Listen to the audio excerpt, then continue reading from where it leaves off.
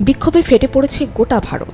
কলকাতায় নারী চিকিৎসককে ধর্ষণ ও হত্যার প্রতিবাদে প্রায়ই চলছে বিক্ষোভ মিছিল ও সমাবেশ।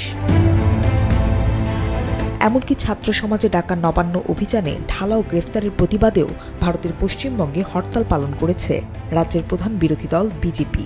যদিও বিক্ষিপ্ত কয়েকটি ঘটনার মধ্য দিয়ে শেষ হয় 12 ঘণ্টার হরতাল। তৃণমূল কংগ্রেসের ছাত্র সংগঠনের ২৬তম প্রতিষ্ঠা দিবসের অনুষ্ঠানে দেওয়া ভাষণে মুখ্যমন্ত্রী মমতা বন্দ্যোপাধ্যায়ের দাবি, তার নির্বাচিত সরকারকে উৎখাতে ষড়যন্ত্র করছে বিজেপি, আর সেই ষড়যন্ত্র বাস্তবায়নে সাধারণ মানুষের আবেগকে পুঁজি করে নানা অপকৌশল নিচ্ছে দলটি। ইডেন বে কক্সবাজার সমুদ্র সৈকতের উপর নিজেদের একটি ঠিকানা।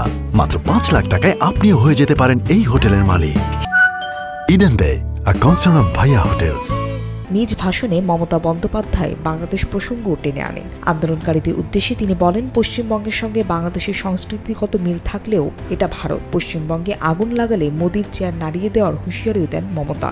মোদি বাবু, আপনার পার্টিকে দিয়ে আগুন লাগাচ্ছেন, মনে রাখবেন, বাংলায় যদি আগুন লাগান আসামও থেমে থাকবে না, নর্থ ইস্টও থেমে থাকবে না, উত্তরপ্রদেশও থেমে থাকবে না, বিহারও থেমে থাকবে না, ঝাড়খণ্ড থেমে থাকবে না, উড়িষ্যাও থেমে থাকবে না, আর দিল্লিও থেমে থাকবে না।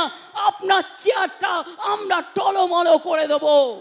আন্দোলনরত চিকিৎসকরা দ্রুত কাজে না ফিরলে কঠিন পদক্ষেপের ইঙ্গিত দেন মমতা। বলেন, রাজ্য সরকার ব্যবস্থা নিলে ক্যারিয়ার নষ্ট হয়ে যাবে অনেকের। যদিও এমনটা হোক তা চান না বলেও জানান মমতা।